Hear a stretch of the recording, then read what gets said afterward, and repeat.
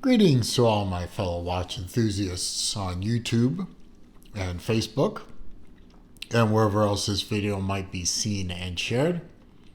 Celine Driver once again bringing you another video in my State of the Collection 2023. I'm down to my last two videos. I've done videos on my Zelos State of the Collection, my Tudor State of the Collection, my Omega State of the Collection, and my Breitling State of the Collection. Now we come to the everything else videos. And there's only two of those, the non-divers and the divers. This video is obviously the non-divers.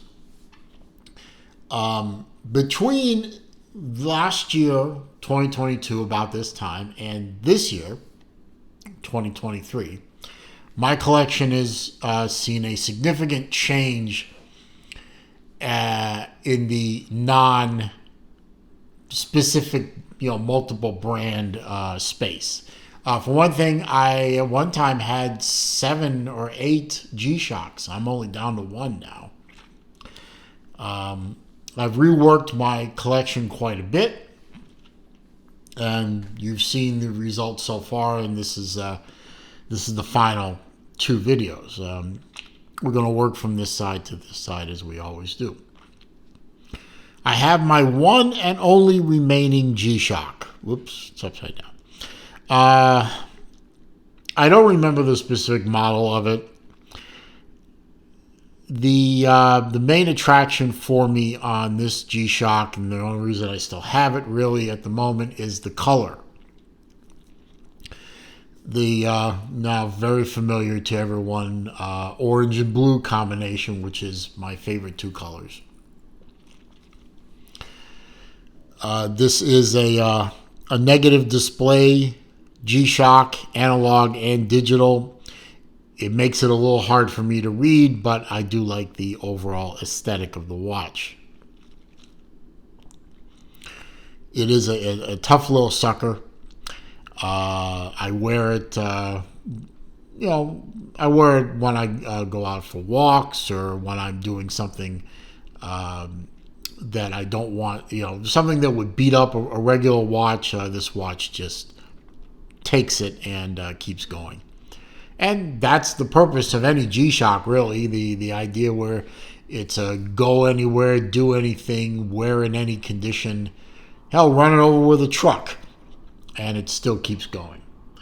And while I haven't run this thing over with a vehicle, it's gone through a whole bunch of other things and still keeps going. It's a nice watch. I'll probably keep it around for a while longer.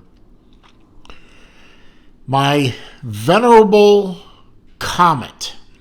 No, not a Zelos Comet. This was a brand named Comet. It was going to be a launch of a racing style chronograph from the 70s. That was the inspiration. It was funded on Kickstarter. And I was a very, very, very early funder. I think I was like number 4. And the reason I was a funder on the Kickstarter program, which ultimately didn't succeed, was this colorway, this specific watch. This was one of 2 prototypes that Comet produced. The other one was a green, where it's blue here was green. And I think it was red where this one is orange. I don't remember exactly. I know the other watch is out there, and I've made it known to the owner of that watch that when he gets tired of it, I want it. Hopefully he'll remember. But when the program, when the Kickstarter campaign didn't fund, I stayed in contact with the owner of Comet. He was a very nice guy. And I had been in contact with him up to the Kickstarter campaign launching.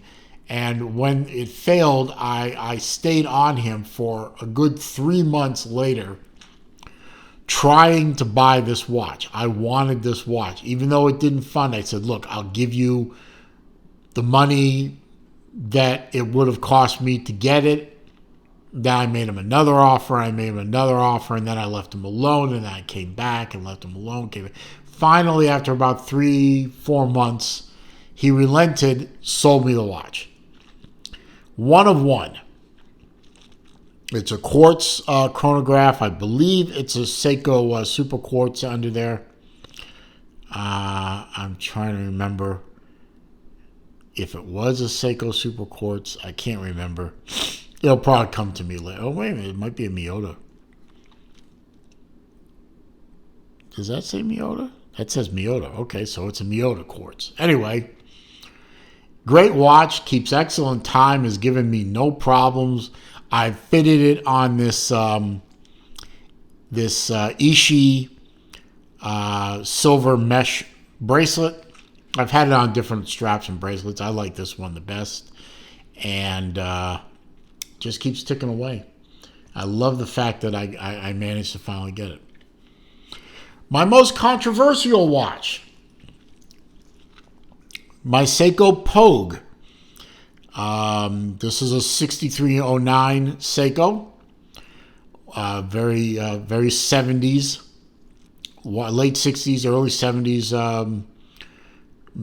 watch. It is an automatic. However, you can't wind it. It's very much like the old Seiko SKX in that respect. But if you keep it on a winder, it keeps good time. The reason this is called the Pogue, if you don't know, is because a Colonel Pogue, one of our early astronauts, wore this watch on his space flight, making it the first chronograph in space. This is a single dial chronograph. It doesn't have a second hand, but it does have a chronograph second hand, that red hand right there, and a chronograph minute subdial at the 6 o'clock. The day and date are set by pulling the crown, or by pushing on the crown. If you push lightly, you set the date. If you push deeper, you set both the date and the day. So it can make getting the right day-date combination a little frustrating sometimes, but overall, it's a great watch. I love the gold dial. There have been, of course, recent homage releases by Detroit Mint, by Seiko itself, and by the Island, Long Island Watch and their Islander line. Now, I have the Long Island Watch, which you'll see in another video, homage, and I have the Detroit Mint homage, which we'll get to in a minute. Beautiful watch, Pepsi bezel. It's a fixed bezel. Works great. People have been screaming at me for years, literally saying it's not a real Pogue because the chapter ring is wrong. No, it's not. But I'm not going to set off the argument once again. I like the watch. It's a Pogue. I'm calling it a Pogue. If you don't think it's a Pogue, fine. I've heard all the arguments. Keep it to yourself. And as I mentioned a minute ago, here is my Detroit Mint quartz homage to the Pogue.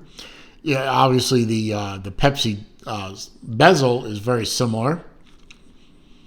And in fact, it's a tachometer scale. It runs to a little bit more than 10 minutes in, lining up to about the 12-minute mark. It is a dual dial, a subdial, because it has the running second hand here at 6 on the chronograph minute at the 12, and just the date instead of the day date and the single subdial of the original. And obviously the dial is not quite as deep a gold color as the original, but it is, after all, a homage to it. And this is an American-made watch in Detroit.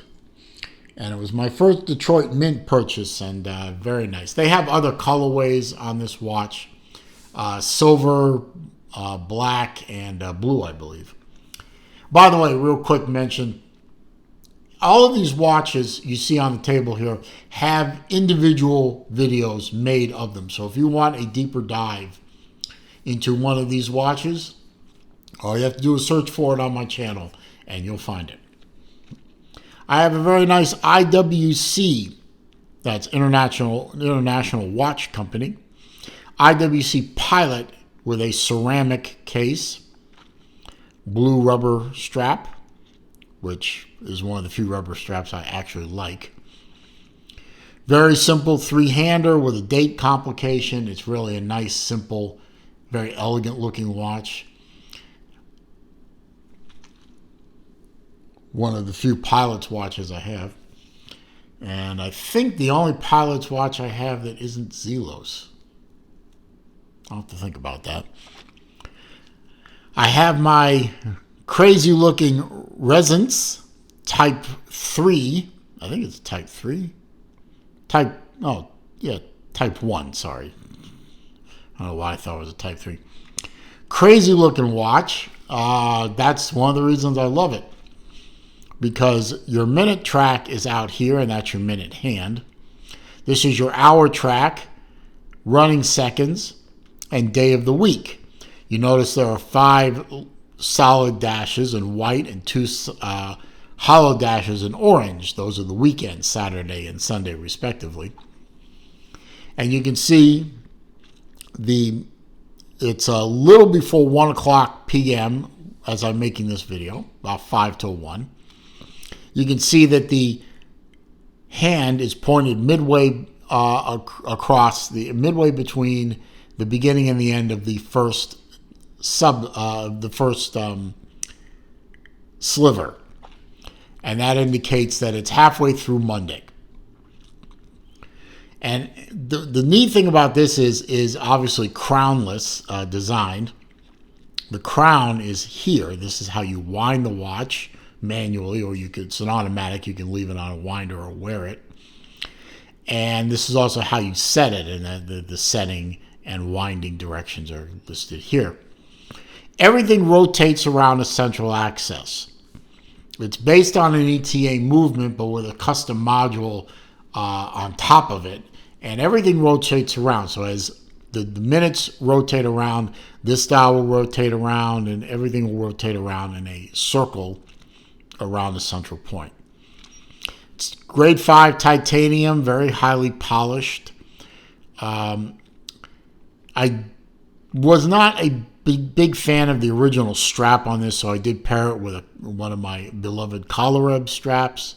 I did have to cut it a little bit, so it looks kind of rough, but it did work. Probably could have done a better job there, but I like the way it turned out. Great watch, a lot of fun to wear. I have, in my collection, in every collection there's always one watch that you would call a problem child. This is my problem child.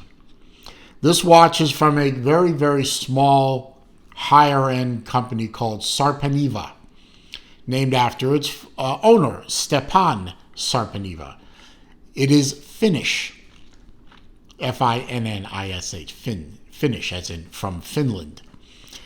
This watch, because of one tooth on one gear, or wheel, if you will, had to go back and forth between the United States and Finland 3 times before they finally sorted it out and got the watch working. And that was a few years ago. And it's been working well ever since. It is a moon phase watch, 2-hander with a moon phase. When one of these faces is inside the circle, that's a full moon. This watch is a completely custom movement for Sarpiniva by Sarpiniva. That's why it had to go back to Finland when it kept screwing up. Now, to their credit, they only charged me once, and it was a fairly reasonable charge considering the watch, to repair it, and then they kept fixing it again and again for free before they finally ended up rebuilding the whole watch.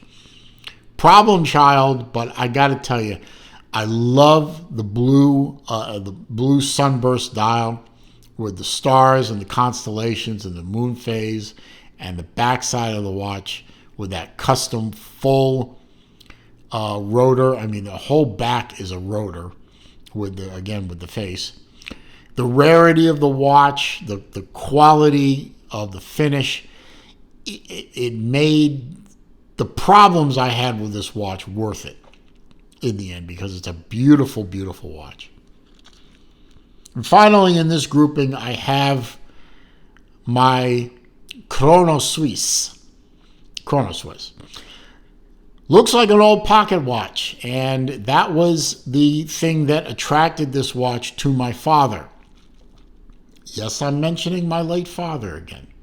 The man had one of the two greatest influences on my life and the greatest influence on my watch collecting.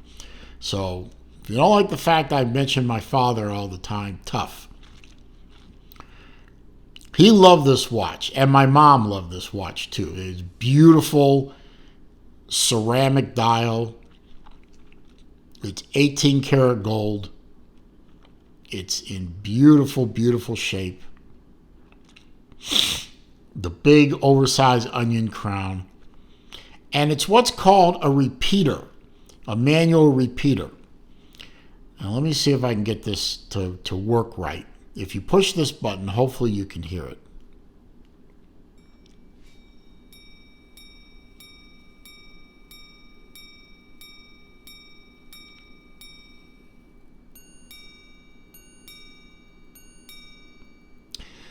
Now, hopefully you heard that. It dinged 12 times because that's the last hour that it had passed. It's not quite 1 o'clock yet. So it dinged 12 times, and then you heard it go ding dong, ding dong, ding dong 3 times. The ding dong is for each quarter hour. So 1, 2, 3. So obviously, it can't tell you that it's, 12:59 p.m. It's not going to be that precise, but the idea is that it gives you an approximation of the time. And as we cross to 1 o'clock, it should only ding once. Let's see if I can get it to do it.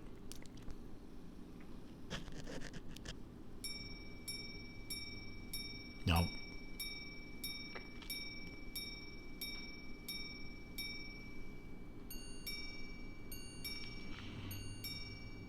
Okay, well, it's not quite 1 o'clock yet, at least according to the mechanism that's inside the watch. But you get the general idea.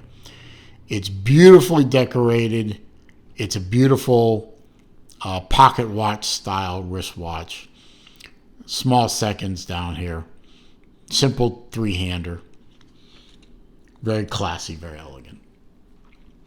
Anyway, that is my small grouping of non-Zelos, non-Tudor, non-Omega, non-Breitling, not diver watches.